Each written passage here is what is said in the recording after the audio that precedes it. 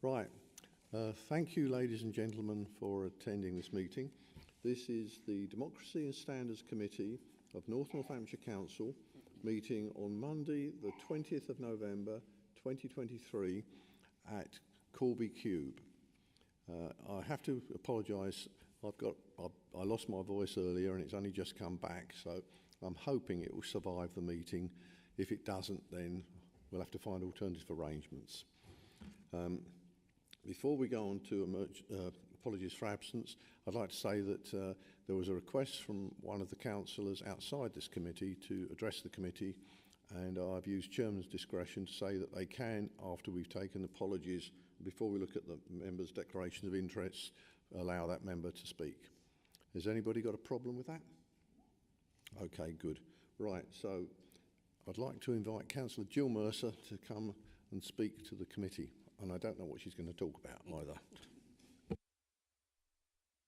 Just hope she doesn't embarrass me.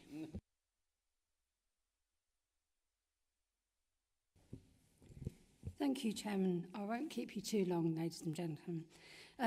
I've sent in some feedback to the consultation, making suggestions. Some polling districts in Rushton cover a very big area, and if they're not split, they just go to one polling station that's a long way for residents to travel to vote. One such is RSI. These voters used to always have to vote at John White Golf Club. We had fed back after several elections that this was not a suitable site, as it was so far out of town.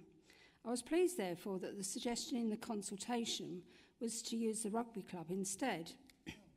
Similarly, voters from the polling district RSH even had to drive past the Full Gospel Church that was also being used as a polling station and go all the way out of town to the John White Golf Club. As I say, you had to drive as it's too far to walk. The suggestion in the consultation for this area was also the rugby club, which, whilst not ideal, was better than John White Golf Club. However, I was then very surprised to see in the papers for tonight's meeting, Appendix A, that the area RSG, which the consultation suggested to go to the football club, which would be very reasonable, is listed as going to the John White Golf Club. This does not make sense, as it will be even further for these residents than for the ones who voted here in the past. It goes against what the consultation suggested, and there's no explanation to justify this. As I say, since the John White Golf Club was not on the consultation paper, people could not comment on its use. It's surprising, therefore, that it was listed in Appendix A, and I'd ask that this be looked at again.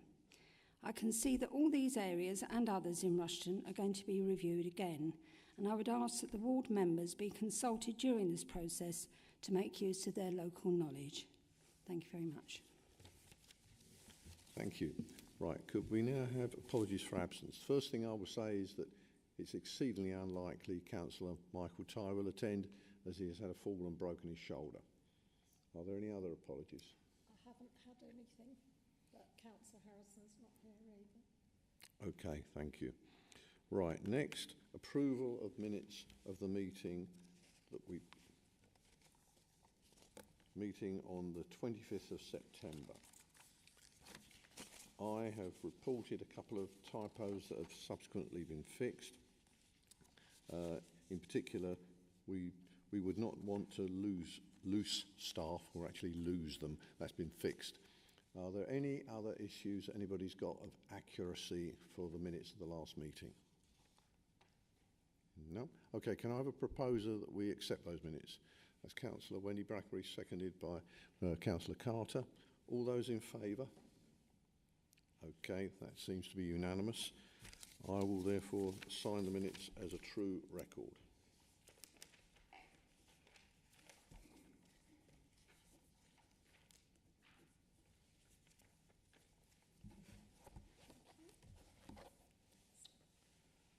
Right, moving on. The main item of business today is the item 4, Polling District and Polling Places Review 2023 Final Recommendations. Unfortunately, Miss Jackson's unable to attend. Adele Wiley is her able substitute in this matter. I've got a couple of points I'd like to make before I open it up for various members to speak. The first one is that this is a revision of polling districts on the current ward boundaries, which unfortunately are already obsoleted by the Local Government Boundary Commission for England. So as soon as those new boundaries are laid before Parliament, we'll have to start the process all over again and redo the boundary and redo the polling review on the revised boundaries. With that in mind, I'd like to move on and just point out a couple of things that I spotted. In the next steps, which is on page 14, paragraph 5.5, fourth bullet point, it says the minutes of any meeting held by the council to consider any revision of the designation of polling districts. I would like to see that changed to the council or its committees, because this is a committee, not the council. Apart from that, a couple of minor points in the Appendix A, which have been subsequently corrected in the update sheet that we had come round with the latest version of the proposed changes. Now, with that, those couple of points, I'd like to throw it open for members' comments and questions. Councillor Maxwell. Well, I've got a couple of points to bring up actually. Whilst it's not necessarily recognised, but I think it was mentioned that some polling stations don't have access for wheelchairs. Is that correct? Some polling stations don't have access for wheelchairs. Is that correct? So what are we doing about it? I would have to ask the officers for a comment there, because I can't answer that for all of the polling stations. Thank you, Chair. So where there is accessibility for all wheelchairs, but it may not be as good as we would like. So we obviously want it as accessible as possible. So what we're continuing to do is look at the impact assessments, look at them and see if we can have any different places. We're continuously trying to find places that have got better accessibility. But what I can assure you is, as it says in the report, is that we did liaise with disability groups to try and make sure that our polling stations are as accessible as possible. And we continue to find locations that are going to be much better for accessibility. Some of them, as you'd imagine, are quite old buildings quite often, and that's really difficult then. I visited one the other day that was for the petition, which was upstairs, but it did have accessibility through the lift. So they are quite old buildings, but we try and make use of more modern buildings that have good accessibility where possible. So my next question is... Far away. Very good. What happens when the polling station, if you've got the person who's disabled in a chair, but they can't park outside because there's no little slot for them to park in, what's going to happen there? Are you going to put cones there to make sure that they know that they can park there? Thank you, through you, Chair. I don't think that we would be able to put cones out on that occasion. We would obviously look at each location. Where we think that we have severe accessibility issues, what we would encourage the voter to do is to register for postal vote or proxy as well, so that they're able to do that. I don't think that there's anywhere they're not able to vote. Parking may be an issue, particularly I visited one at the library the other day in Rushden where you have to park further away. So we won't be able to put cones outside, unfortunately, because some of them are on the main road, etc. So that would cause a hazard. But where we know that there is severe accessibility issues, what we will commit to is making sure that we liaise with those electors, making sure that we provide as much information as possible, and also encouraging that postal and proxy vote where possible. The other question I've then got to go on, you've got some places where you haven't got a drop curb. So that's going to... Because not everybody who's in a wheelchair necessarily doesn't want to go to a polling station. They quite like going to a polling station. So I think that something ought to be done to help people with disabilities, because it's about freedom. It's about people having the opportunities, and I just think that we need to ensure that they get an opportunity to go to the polling station regardless. Do you not agree? I think we all agree Absolutely. that everybody should have the right to vote. I don't think that's something that's being questioned. I've got one interesting little point. St Peter's Church Hall is proposed for Rushton Pemberton West, polling district RPA. That's the place where we've just decided to ban parking outside it except for electric vehicles. How then does someone who's not got an electric vehicle but is otherwise unable to move without vehicular support get there? That's an interesting question. Could we look into that at some point? Perhaps we could suspend the electric vehicle parking restriction on polling day. Could that be looked into? Yeah, absolutely. We can take a note of that. And what I would also say to members is if you're aware of any of the places on here, because members have got a great amount of knowledge and will know the areas better than officers on most occasions. So if you know that there is a particular issue with any of these polling stations, please let us know. If you think that there's a better polling station, let us know, because this is constantly changing and we want to get the best places so as many people can vote as possible. So always open to that feedback from members.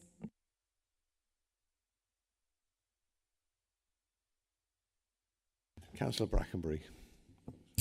There are a couple of polling stations that may have an issue. I've noticed on here, I've highlighted, but it does say that they're investigating the feasibility of allocating voters to elsewhere. So, I mean, that is something that's being looked at already. Thank you. Councillor Vodorovich. Thank you, Chair. I'm just going to manoeuvre so I can see my notes. Bear with me.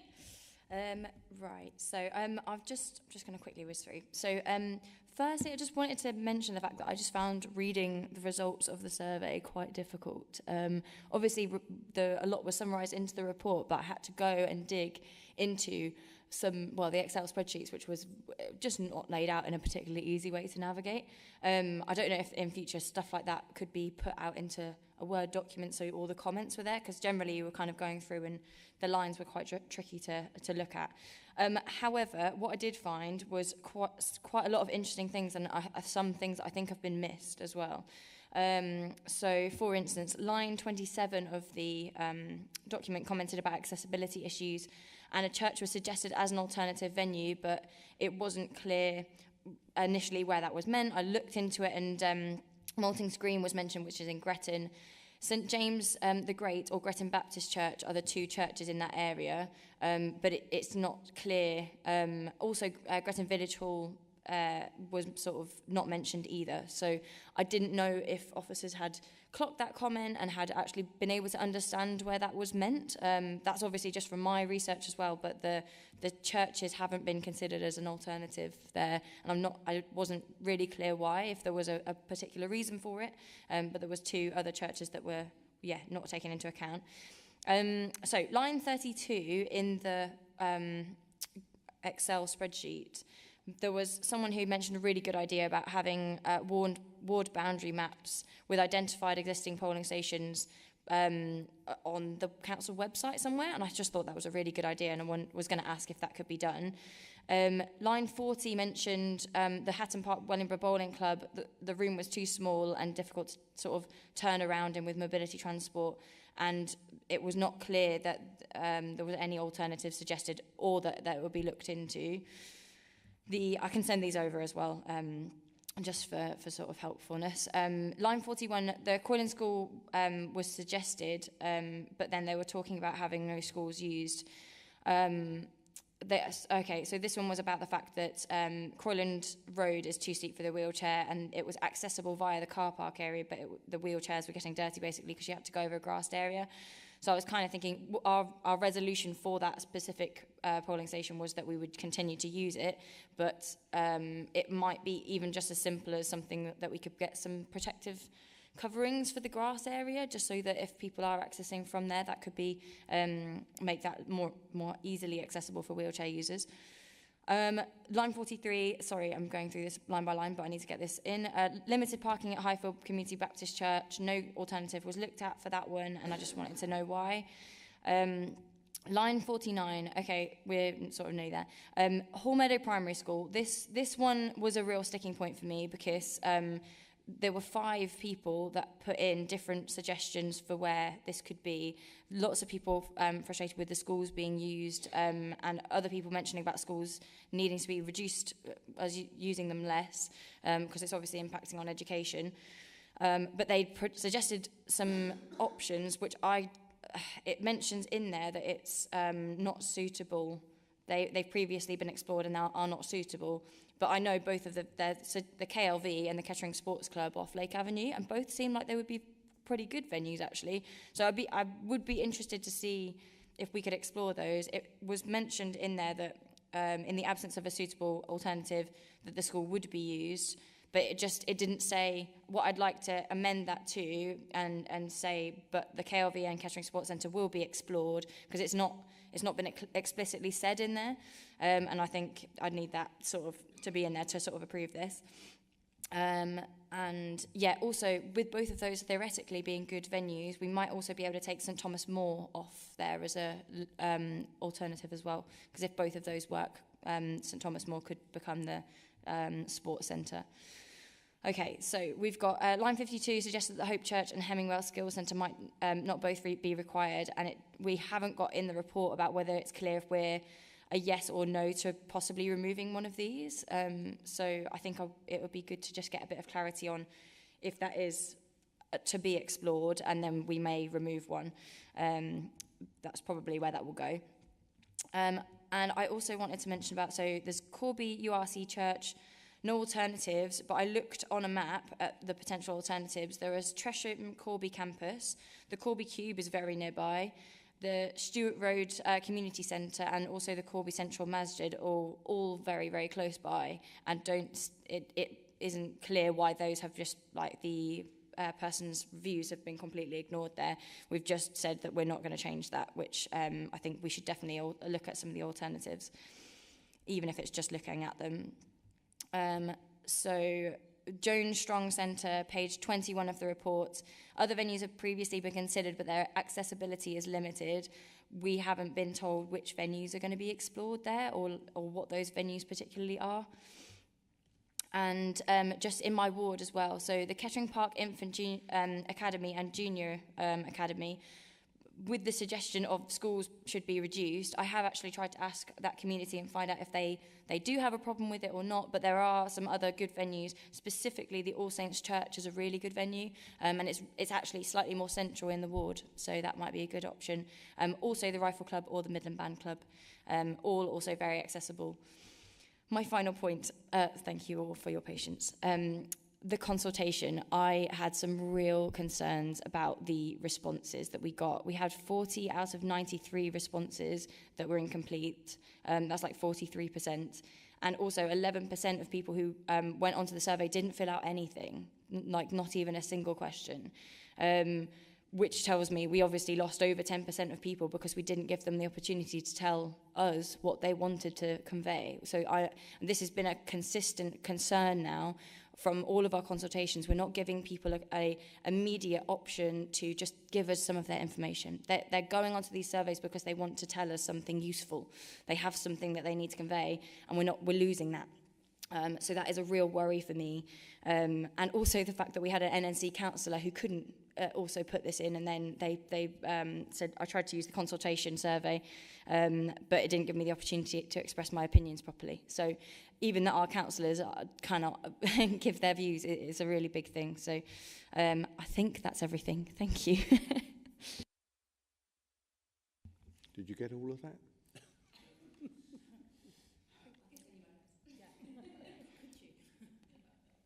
Do you wish to respond at this point? Thank you, Chair. I won't respond to them all, but yeah, if you could send your notes to Carol, that would be really useful, because then what we can do is we can make sure that those are sent to the elections team. And as I said, Heather's not able to make it today because she's verifying in my absence for some votes. So then she can respond to those and we can go through those. And I think, as it says in the recommendation, that it would be constantly, looking and reviewing these, so we can keep on looking at those. One thing I will pick up on is the bit around the polling station checker. So we do have a polling station checker on our website, so you can find your polling station.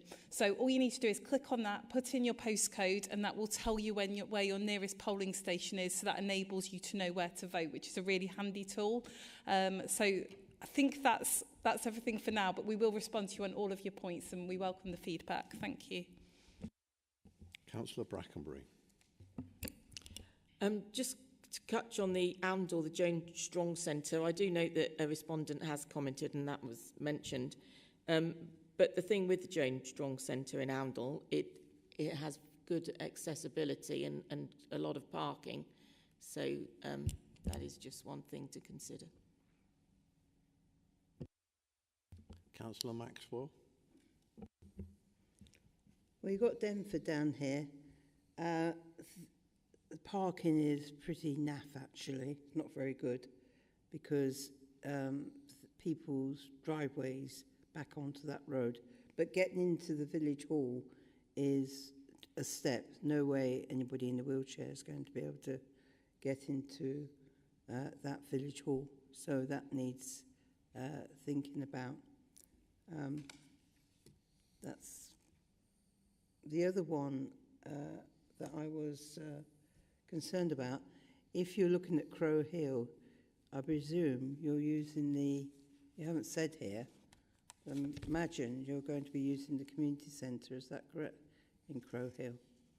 I'd need to ask Heather, in all honesty. Yeah, but it's not down here, you see, on this piece of paper. It doesn't say where exactly on this piece of paper where they are. I mean, it gives you the town, the place, and that's it. There's nothing on this piece of paper that you sent out which tells you what exactly you're using. So how can you actually identify where the different villages are actually what they're using? Have you found it?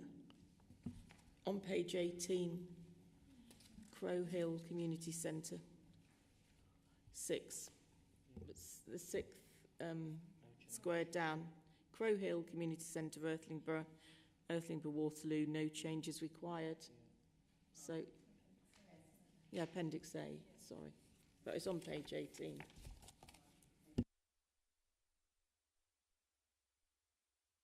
Councillor Lorman. Thank you, Chairman. There's a number of points.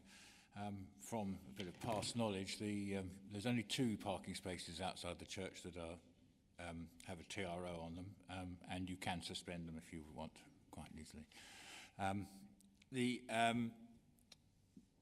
Hope Church and the Henwell Community Centre are about a pitching wedge apart. So for those that play golf, they're very close, albeit there is a bit more parking at the Hope Centre, but the local community does tend to walk there quite a bit.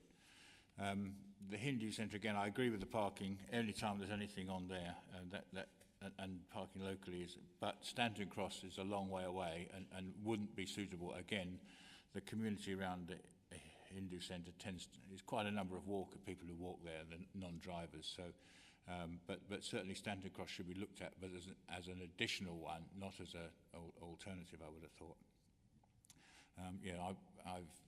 All the ward boundaries are on the interactive mapping on the council website, have been for ages. There's one here that mentions, I don't know where all the numbers came from, but there's one here that's in Earls Barton, but he's and Wellingborough Redwell, EBL.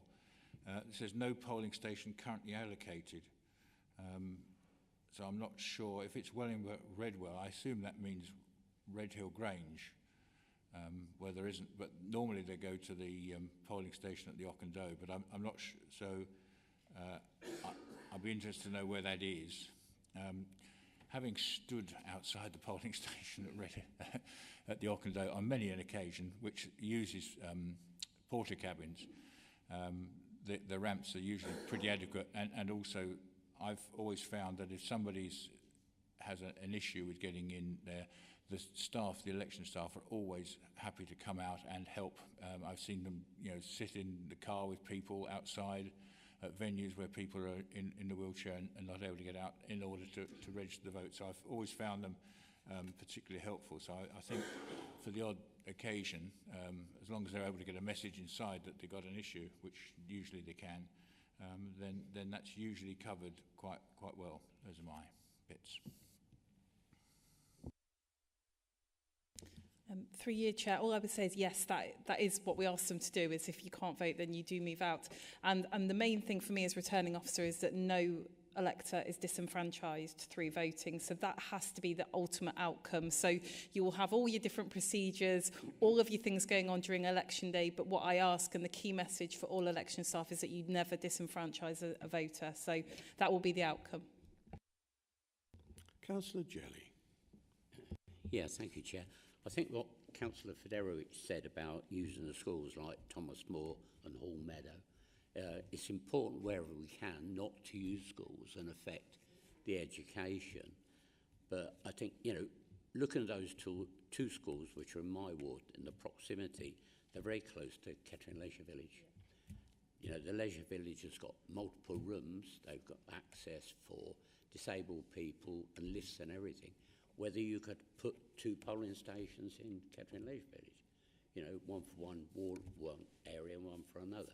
I think it's something perhaps we should look at.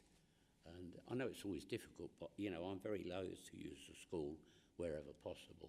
So, you know, if any of the councillors got any ideas, they can feed back into Adele on, you know, alternative options. I think that's what we should do. Talk to our fellow councillors and see what we can do to help you. Thank you. Okay, thank you, Chair. Are there any other further questions or comments on? Oh, sorry, Councillor Coleman. Thank you. Through the chair. Right, just to give you updated information, the electric parking meters are not actually installed yet outside St Peter's. Signage is there, but no meters. But going on to one of the areas off of John Clark Way, Windsor Road, I was speaking to somebody in a mobility scooter, and she is extremely concerned and can't understand why, when the RHTS is just down the road, and this is to reiterate what Councillor Mercer said before, she has got to travel 1.5 miles to John White's in order to vote. Whether there is any opportunity to do what Councillor Jelly said and actually have 2 voting stations within one area. So it does allow more access, because her final comment to me was, are you trying to get all people to use postal votes? And that worried me because, as you've said, everyone should have the freedom of where they can vote. So I just think having double polling stations, as Councillor Jelly said, would be a good idea. Thank you.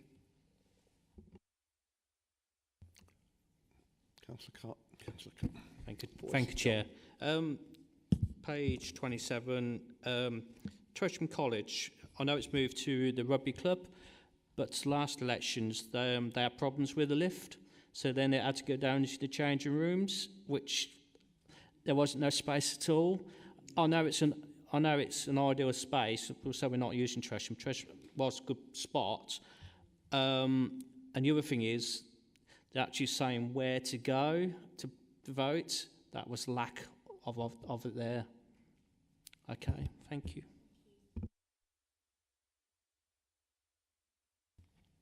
Did I see Councillor Mark's arm? No. Are there any other comments or questions from members? Councillor Federowicz. There was one I actually forgot about, which was also my ward, which is also a school, and I did, as I mentioned, ask some of our residents about this, and they did mention about the school being shut being a bit of a nuisance. There is a pub that's right in the middle of Brambleside area called the Beeswing, and I don't know if that would be possible, but that's my only worry with it being like a pub, because you've got, I don't know, there's also accessibility issues with that, so yeah. Through you, Chair, just to assure you, we do try and avoid using schools wherever possible. It is our last resort because we don't like to shut the schools. We prefer children to be in school and educated. Councillor Maxwell. Well, through you, Chair, I'd like to know, are we going to be able to have chairs put outside before the start of the day? Because normally, when we've asked for chairs, we're not allowed to actually go inside the polling station for obvious reasons. Some people are pretty good, about sort of letting us have a chair, and some people who look after the polling stations are not so good. They don't realise that we do need to sit down outside a polling station. That's my first question. The other problem is, what happens if the weather turns? We don't know yet what the weather's going to be like. We don't even know what time of year it's going to be. But we need to take into consideration the weather on the day of polling, because that does have an effect as well. So the chairs are very important because people do need to sit down and not be subjected to the person in charge of the polling station getting quite aggressive. That's what's happened in the past, I have to say, about not giving us chairs. Thank you. Well, thank you for your comment, Councillor Maxwell. Please excuse me, my voice is going, I'm afraid. But that isn't actually relevant, isn't germane to the item on the agenda. That is something that needs to be taken up by individuals with the electoral officers and the returning officer. It's not a matter for this item on the agenda. I would like to say that, that Adele, I think it's something when you come to talk to the people who are looking after the polling stations, that they are informed as part of the remit about the do's and don'ts, but one of them is in consideration, because some people, again, may be disabled, standing at a polling station, may find a chair useful. I think some officers are very good, but some officers in the past, I have to say, through my experience, are not good. Well, thank you, Councillor Maxwell, but I do wish to terminate that discussion because it's not on the agenda. It's not something that we should be discussing at this point because it has not been published. You can take that up outside this meeting, or you can request it be added to the agenda of a committee meeting, but it's not on the agenda for this one. So, once again, are there any further comments or questions from members? Oh, Councillor Lortman. It's just one thing. The one question I did ask was about the Red Well, which I think was Red Hill. Whether you had any information on that, or it was going to something you have to update us later. I'll take that back to Heather and let you know by email if that's okay. I hope we don't go much further because my voice is fading fast. Are there any further questions or comments from members of the committee? Okay, then I'm going to bring the discussion on that item to a halt and we'll go back to the recommendations. Now, the recommendations are on page 10 of the report pack. I'm not going to read them all out. I don't think my voice would survive it, frankly. The 3.3 says that the Democracy is recommended that Democracy and Standards Committee considers that the acting returning officer recommendations detailed in Appendix A and approves the ongoing monitoring of polling stations and polling places to enable updates to be made to the arrangements where necessary to reflect community identity, accessibility and convenience for voters. Now, I'm assuming that the Appendix A we're referring to is actually supplanted by this amended document which fixed several of the typos in there. With that point, which I'd like to be noted in the minutes, I'm proposing that we accept these recommendations, and that will assume that the comments that have been made about the appropriateness of various polling stations and potential amendments to them will be taken on board by the officers, and they will make appropriate amendments under that delegated power. And I would strongly advise that they liaise with the ward members concerned to make sure that they fully appreciated the concerns that members raised. With those concerns and those comments, which I hope will be minuted, I would like to propose we accept those recommendations. That has been seconded by Councillor Marks. All those in favour? I believe that is unanimous. Thank you very much. We've only got a few minutes left and my voice is almost gone. Technically, that is the close of the meeting, but I would like to ask that the officers in future add an extra item to the agenda. Any other urgent business notified to the chairman. I believe that is legal to do that. Is that correct? Urgent items added to the agenda? Yeah. Is that legal to have that as an item? We wouldn't usually put other urgent items, so we would usually put them on in advance unless there's a specific reason why it has to be urgent. So it would have to be a very specific reason. Yeah, I know, but it's conventional to have something, a clause saying that any urgent item that has been notified to the, I suppose it'd probably be the chief executive or someone like that, and to be added at the time. I know there are special rules within the Constitution that in some cases you have to check with chair of scrutiny and a few things like that. But would it be possible to add that standard clause to these agendas in future? Because I don't want to have lots of extra meetings if things turn pear-shaped at some point. I'm not saying it's happened, but I want to make a precaution. So, I'll look into that, Chair. Thank you very much. With that proviso, I declare the meeting closed just before my voice closed.